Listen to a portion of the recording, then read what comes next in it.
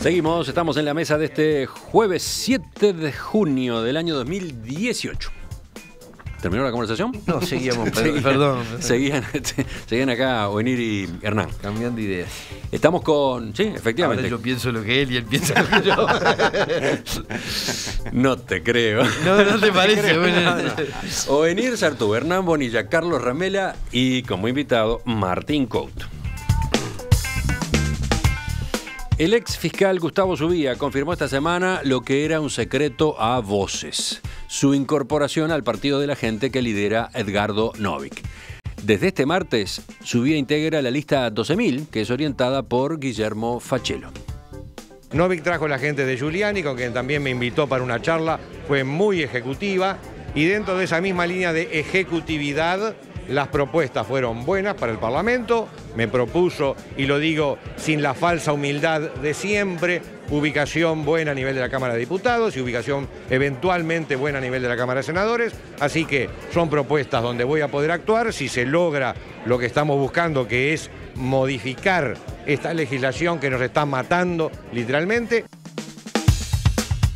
Sí, el objetivo de Zubia, lo dijo, es ingresar al Parlamento y desde allí, entre otras cosas, cambiar el nuevo Código del Proceso Penal, que considera negativo y al que hace culpable de el empeoramiento en materia de seguridad ciudadana en los últimos meses.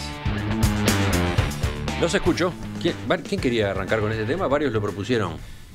Inocente. Claro, funcionó. ¿Cómo que no? No, yo no propuse hablar. Nadie lo propuso. Bueno, cerramos acá. No. ¿Quién empieza? Dale, Martín. Bueno, si es que hablar, si hay espacio para hablar, no hay problema. No, a mí la verdad que me sorprende, no, me genera sorpresa la reacción de la sociedad y del entorno con los planteos de Zubia. En primer lugar, era un fiscal acusando permanentemente en su último tiempo en la fiscalía al fiscal de corte, al Poder Ejecutivo, etcétera, de hacer política partidaria, etcétera. Es un fiscal que no dejó pasar ni 6 meses para usar esa proyección mediática para hacer política. No me parece mal que haga política, sí me parece que hay dos cuestiones para comentar. En primer lugar, el discurso que da el ex fiscal Zubia en este acto del Partido de la Gente era un discurso en donde Zubia, en singular, nos venía a salvar, ¿no? Nos venía a salvar de los problemas de seguridad, entonces venía a ser el que resuelve todo, todas las razones por las cuales nos están matando, y además eso conlleva una interpretación, y es que las leyes son las que resuelven o empeoran los problemas de seguridad. Yo en una comisión del Parlamento me acuerdo que intenté hacer como una explicación y cité a un clásico de la sociología para plantear por qué en realidad el cambio de las leyes no termina ni empieza por resolver la cuestión de seguridad, que es una cuestión más amplia, etcétera. Y un diputado de la oposición, o sea, no frente amplista, me agarró en el ascensor y me dijo: mirá, un docente en Facultad de Derecho nos lo decía más sencillo. Los delincuentes no miran el diario oficial para delinquir, ¿no? Entonces, esta suposición de que con las leyes yo persuado, porque si le digo que va a estar 200 años preso, entonces no va a delinquir, es una suposición que no parece tener verosimilitud teórica, pero tampoco parece ser el razonamiento que resuelva los problemas, porque hasta ahora es el que se usó y los problemas no se han resuelto, algunos, varios se han agravado. Y en segundo lugar, Zubia nos debe una explicación. Hay una nota de mayo de este año que dice: Fiscalía culpa a Zubia, esto es lo de culpa, es parte de cómo titula el diario, por demora que permitió la huida de un delincuente. Es decir, Zubia denuncia que hubo demoras en los procedimientos internos que generaron que un delincuente huyera, la Fiscalía encarga una investigación administrativa para ver cómo funcionan esos sistemas y concluye que no, que el que falló en el procedimiento fue Zubia, que dejó de usar el sistema informático 10 días después de aplicado el nuevo Código del Proceso Penal, que hizo el trámite personalmente cuando podría haber mandado un funcionario de la Fiscalía o un policía, y que el sistema informático andaba ese día. Entonces Zubia lo que hizo fue, como supuso que no andaba, demoró él por sus decisiones 2 horas y por eso se liberó un delincuente. Recordemos que por esto Zubia salió a decir que el Código del Proceso Penal y la Fiscalía estaban generando destrozos. Y entonces después busco la respuesta de Zubia, ¿no? Googleé, aparte, busqué todos los medios de comunicación. Hay solo un medio de comunicación que dice, Zubia respondió al informe de la Fiscalía, dice: es un enchastre. es una operación de enchastre. Esto es lo único entrecomillado que se encuentra en medios de comunicación sobre la explicación de su vida, que al parecer en realidad no era el responsable del nuevo Código de Proceso Penal, sino el propio fiscal de la huida de este delincuente. Bueno, yo desde el punto de vista del ángulo de la repercusión política de esta incorporación, creo que más allá de diferencias, que yo puedo tener muchas con su guía, es valioso y es importante que haya gente nueva que se incorpore a la política, que venga con ganas de trabajar, de aportar, de decir las cosas que siente y tratar de trabajar dentro del marco democrático en pos de ellas. Subía, desde que dejó de la Fiscalía, según por lo menos dice la prensa, estuvo en contacto con muchos partidos políticos. Sí, él ha dicho que recibió ofrecimientos de todos. De todos. De 5 Todos de los de la 6. oposición, dijo. No. De 5 de 6, dijo. No. A mí me dijo que también recibió del Frente Amplio. O sea, la figura de Subía, más allá que nos guste a algunos o no, evidentemente generó algún tipo de repercusión mediática y le generó un crédito político que él habrá utilizado de la forma que mejor entendió que la debía utilizar y terminó en el Partido de la Gente. Yo creo que tiene un perfil un poco mediático, además. Siempre ha sido incluso así. No ahora, sino cuando era fiscal, cosa Sí. que desentonaba un poco con la gestión que cumplía. Y bueno, pero le deseo suerte, que llegue a donde pueda llegar y que aporte lo que tenga que aportar. En cuanto a sus ideas, más allá de otras, yo discrepé siempre con su visión demasiado negativa del nuevo Código Penal, de proceso penal. Para mí, el nuevo Código de Proceso Penal era una necesidad ineludible en el Uruguay. El anterior sistema era una vergüenza que nos ofendía a todos, porque era la negación absoluta del derecho de las personas. Era un código que permitía que tuviéramos un 75% de personas inocentes legalmente presas y hacinadas en cárceles que son universidades del delito. O sea que había que cambiarlo, había que cambiarlo. Yo asumo o entiendo que cambiar un código de procedimiento después de 100 años y empezar con uno nuevo, en un momento que hay carencia de recursos y algunas cosas, puede haber derivado en errores o puede haber derivado en carencias que habrá que retocar o mejorar o de alguna forma apuntalar. Creo que tampoco es lo mismo los primeros 20 o 30 días que fueron medios caóticos que ahora, que llevamos varios meses. Yo creo que el Código de Proceso Penal nuevo hay que valorarlo en lo cuanto a los principios liberales y humanistas que tiene, que son necesarios. Yo a veces peleo con mucha gente que me dice, bueno, pero es mejor que los metieran presos del día 1. Bueno, guarda, porque la prisión preventiva se puede justificar aún en el nuevo código en algunas situaciones, pero el principio de que vayan todos presos por un mero procesamiento, por más espantosa que sea la situación, cuando el procesamiento no supone culpabilidad todavía, sino que la persona es inocente, es un sistema peligroso, y por lo tanto hay que tratar de cambiarlo. A mí... Dale. Me resulta una figura bien interesante el fiscal Subía, porque ha logrado algo que es muy difícil de lograr, que es en un tiempo relativamente corto instalarse con un nivel de conocimiento en la población importante. Uno ve las encuestas de conocimiento de algunas encuestadoras y es más conocido que algunos senadores, que algunos candidatos a presidente. Viste que hoy no tenemos a Valenti con las encuestas, pero Hernán la ha citado todas. No te veo reaccionar como haces con Valenti. Lo que pasa es que no lo dejo hablar. Porque estamos No al me lado. dejan hablar. Hace 5 minutos está levantando la mano. ¿Cómo ha cambiado de venir, no? Creas. Pero me parece como fenómeno político en un país en el que cuesta tanto instalar figuras políticas, él subía con un estilo muy particular. Yo creo que tiene una gran capacidad de comunicación. Sí, claro. Estemos de acuerdo o no, yo con muchas cosas de las que dice no estoy de acuerdo, pero creo que tiene una forma de comunicar interesante y ha logrado instalarse como un actor político que va a tener micrófono en la campaña. A mí no me gusta esto de yo quiero ser legislador para cambiar las leyes, entonces voy a ver en qué partido me meto. Creo que... Cambiar la ley y terminar de resolver el problema. Ese es el planteo entero. Él después dice también que la policía tiene que ser más eficaz, algo, es un poco más, es un tipo inteligente. Los planteos de él son planteos inteligentes, más allá que, repito, yo no estoy de acuerdo con muchas de las cosas que dice. Pero me refiero, hoy en el bloque anterior hablamos de las ideologías, bueno, uno tiene un marco conceptual en el que se mueve, tampoco esto de yo quiero entrar al Parlamento sin condiciones, voy a arreglar con el que me deje ser legislador para hacer lo que a mí me parezca, a mí me rechina. Yo creo que uno tiene una visión del mundo que encaja dentro de algún partido político. Sí, hay varios oyentes que hacen el mismo tipo de cuestionamiento. Sí, yo personalmente creo que Subía estaba cumpliendo un papel importante como voz crítica con respecto al sistema de justicia. Muchas de sus críticas son acertadas. Y creo que en realidad lo que hace es minimizarse al convertirse en candidato dentro de una lista. Me pareció que pesaba más como una voz en la sociedad civil que como un candidato a diputado de no sé dónde. Pero cada cual hace lo que le parece.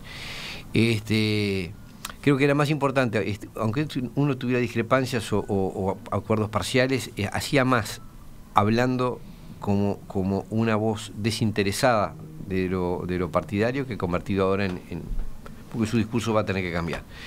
Pero a lo que quería ir, porque me parece sí muy importante, es algunas cuestiones de fondo que dijeron Martín y Carlos. Martín decía que las leyes no regulan el delito. Digo, eso es una premisa, es como si yo dijera, como no las veo, yo dijera, los cimientos no sostienen este edificio. Yo no los veo sostenerlo no lo sostienen. Como si yo saco los cimientos, el edificio se cae. Bueno, acá el hecho es así, que determinadas conductas estén penadas, que matar esté penado, que robar esté penado, hacen que muchísima gente se abstenga. El valor de las leyes no es cuando se aplican, sino cuando no es necesario aplicarlas.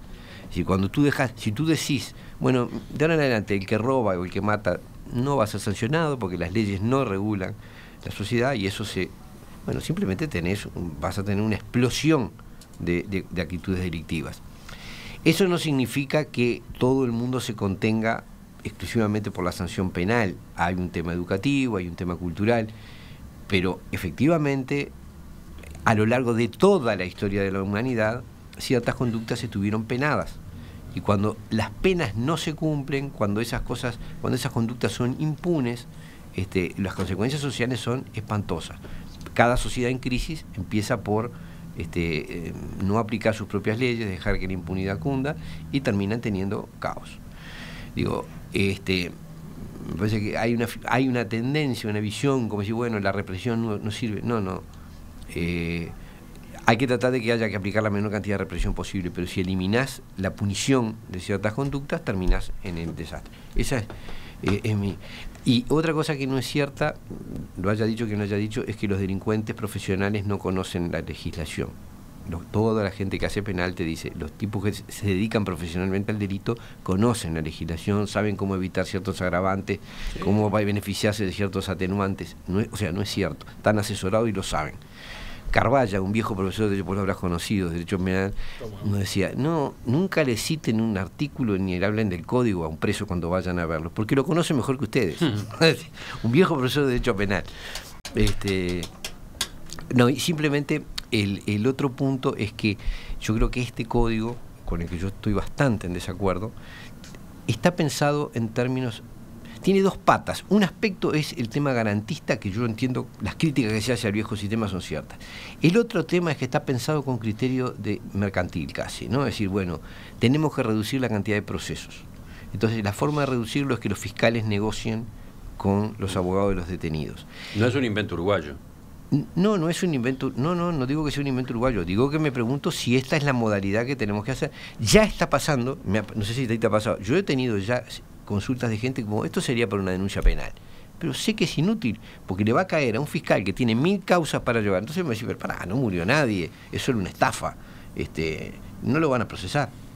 Es que no solo no van a procesar, no van a abrir el proceso, si va a decir simplemente no hay mérito y se terminó. Entonces uno ya deja de usar ese elemento y el código deja de cumplir una función preventiva, que cumplía. Entonces, eso va a generar una sensación de impunidad mayor, va a generar que... La otra cosa, si se negocia a puertas cerradas con el fiscal, no va a ser lo mismo la condición de quien tiene poder negociador, por las razones que sea, que el de que no lo tiene. ¿Está? Y esta fue una cita que estamos hablando de Subía, ¿eh? Sí, está bien, pero estoy diciendo que algunas de las cosas que Subía dice son ciertas. En esto Subía tiene razón. Dice uno de nuestros oyentes, Ángel, la mesa se comporta como el uruguayo típico. Viene alguien que patea el tablero y toman distancia. Y no lo dicen directamente, hablan como susurrando. Subía tiene todo el derecho a opinar y hacer, menos bla bla bla y más acción con el delito. Pues yo a Subía lo he visto hablar, no lo he visto hacer otra cosa. Claro, eso en primer lugar. Es más, se jubiló, se retiró. Tanto se le reconoce la capacidad de opinar sobre la realidad que le estamos, por lo menos yo, respondiendo. Es decir, a alguien que ni siquiera se lo respeta en su opinión, por supuesto que mucho menos se le responde. Yo creo que el problema es que nadie habla de eliminar el reproche penal, ¿no? Es decir, nadie dice, en realidad la solución a la inseguridad es eliminar los delitos y por tanto eliminar consecuentemente las penas que se prevén para los delitos. Ahora, lo que sí es importante, primero, hay diferencias entre delincuentes. Por supuesto que los delincuentes de cuello blanco están extremadamente asesorados y conocen al detalle las normas. Y otro tipo de delincuentes, tal vez no de cuello blanco, pero con determinadas capacidades hasta estructurales a nivel de la sociedad, tienen condiciones para conocer las normas. Otros no. Es decir, si uno va a la cárcel y toma un examen muy básico, entre comillas, o este ejercicio que planteaba venir, va a encontrar un montón de los que están presos que ni siquiera lo conocen. Es decir, una cosa es decir, bueno, claro que hay que penar los delitos, y otra cosa es decir, la única herramienta para resolver el problema de la inseguridad es modificar las leyes y hacerlas más duras. Entre otras cosas, porque la empiria dice que en Uruguay cada tanto nos ponemos extremadamente nerviosos con el tema de la seguridad en una cuestión espasmódica y siempre terminamos aumentando penas y siempre al tiempo nos volvemos a poner nerviosos porque los problemas no se resuelven. Entonces, en realidad yo lo que diría es, más acción, sí, pero más acción distinta, por favor, porque hace décadas que se plantean en la misma dirección los cambios y hace décadas que el problema empeora. No, yo digo, el tema no es el aumento de las penas, el tema es el verdadero cumplimiento de las normas. Hace poco a un jerarca del sistema de justicia se le escapó o dijo que se iban a procesar el 10% de los delitos. Eso no es casualidad, revela que el sistema está pensado con un criterio estadístico. Es decir, bueno, el 90% no va a pasar nada porque tenemos que concentrarnos en los delitos grandes. Lo cual es un error, porque la tolerancia frente a los delitos chicos genera un agravamiento de la delictividad, ¿no? Carlos, Hernán. Si robas un alfajor y te sancionan debidamente, probablemente no delincas más. Si robas el alfajor no pasa nada, después robas una cartera, no pasa nada, un día matás a uno porque seguís creyendo, ¿no? Yo el único matiz que tengo es, si vos robás un alfajor debés ser penado, sin lugar a duda. Ahora, si vos robás un alfajor, literalmente robás un alfajor sin violencia, debés ser penado estando internado en el CONCAR con aquellos delincuentes que cometieron, por ejemplo, delitos de sangre, porque eso es a lo que nos encaminamos, por eso tenemos tanta población carcelaria, porque metemos a todo el mundo y cada vez más porque hay gente que hace política diciéndole a la gente que los problemas se resuelven agravando las leyes. Y hay gente que hace política diciéndole a la gente que hay que en general le va muy mal, se consiguen mucho menos votos. Hay gente que dice que decidas. Hay gente que hace política sosteniendo que de hecho es el discurso oficial de buena parte del gobierno, que la delincuencia no debe ser, no se dice así, se dice que la cárcel no sirve para nada, que el derecho penal no soluciona los problemas, lo cual es una visión, primero, infundada desde el punto de vista teórico y desde el punto de vista práctico fracasada, está a la vista, digo. Yo creo que las situaciones nunca son blancas o negras, ¿no? Yo creo que es evidente que hay que aumentar las penas o hacer que efectivamente se cumplan en alguno de los casos de delitos más graves y más aberrantes. No puede ser que una persona cometa un homicidio y salga a los 2 años y 2 meses. Ahí está la realidad. El que robó un tomate, era el ejemplo. El alfajor. El alfajor.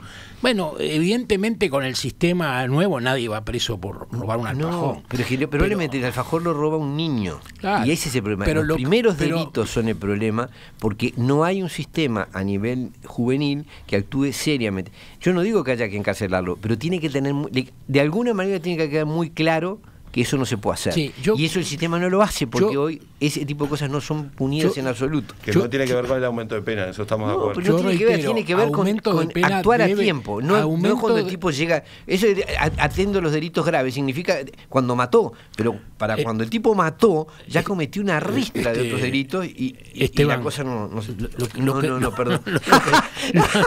Lo que digo es que es válido aumentar la pena o el cumplimiento efectivo de las penas, sobre todo en los delitos más graves. Tenemos situaciones absurdas de gente que es violador o es homicida y está a los pocos años libre. O sea, eso, lograr que de alguna manera se revierta eso es muy importante. Sobre que los presos conocen las penas, un pequeño cuento. A mí me intentaron robar 2 veces, no a Montevideo sino al interior. Y 2 ladrones distintos. Las 2 veces, por alguna circunstancia, lo vi de lejos, grité, pegué un grito. Y lo que me extrañaba era que el ladrón salía corriendo de mi casa, pero en vez de irse con lo robado, tiraba todo, pero además se metía las manos en los bolsillos y tiraba. Para entonces, que fuera tentativa. Y yo le preguntaba al policía, ¿y este hombre por qué no se llevó todo?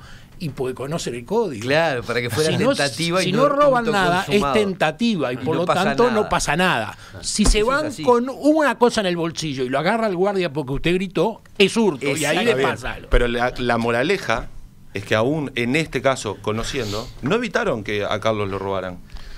Lo último, falta Hernán. Pero digo, dejen hablar. Yo vuelvo un poco al tema de su vida, que era el tema de este bloque. Yo creo que hay otra cosa positiva de la incorporación de su vida a la política, que es un hombre que argumenta y que defiende sus ideas con argumentos. Renuevo, yo en muchas cosas no estoy de acuerdo, pero tiene argumentos. Y en el nivel chato, ramplón del debate que tenemos en general en Uruguay, que vivimos discutiendo temas de quién contrató al primo, no sé qué, y no discutimos los grandes temas del país, aporta. Eso es verdad. Bueno, sí.